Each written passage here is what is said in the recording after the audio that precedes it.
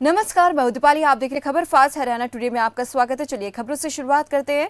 हिसार में grievance committee की meeting करने पहुंचे गृह मंत्री अनिल विज का ताबड़तोड़ एक्शन चला।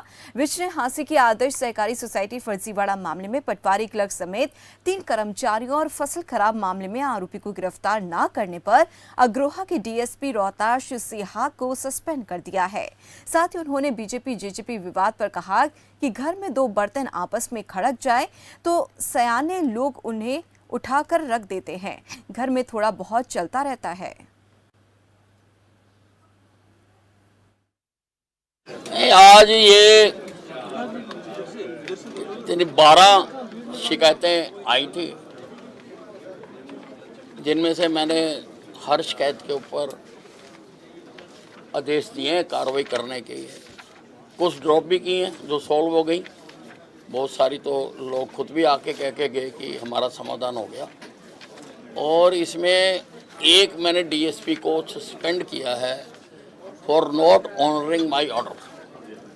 पिछली मीटिंग में जो मैंने आदेश दिए थे उस पर उन्होंने अमल नहीं किया और बल्कि अपने ही वो उसके ऊपर लिपापोती करते रहे, तो that is contempt of the committee. वो मैंने उस डीएसपी के ऊपर कार्रवाई की है।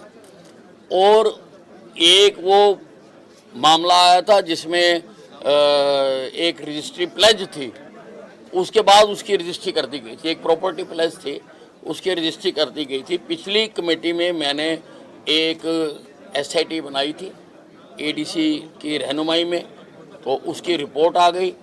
उसमें उन्होंने कहा है कि 2 पटवारी और एक डाटा एंट्री ऑपरेटर दोषी हैं, उन्होंने काम नहीं किया जिसकी वजह से ये गलत काम हुआ है, तो उनको भी मैंने सस्पेंड किया।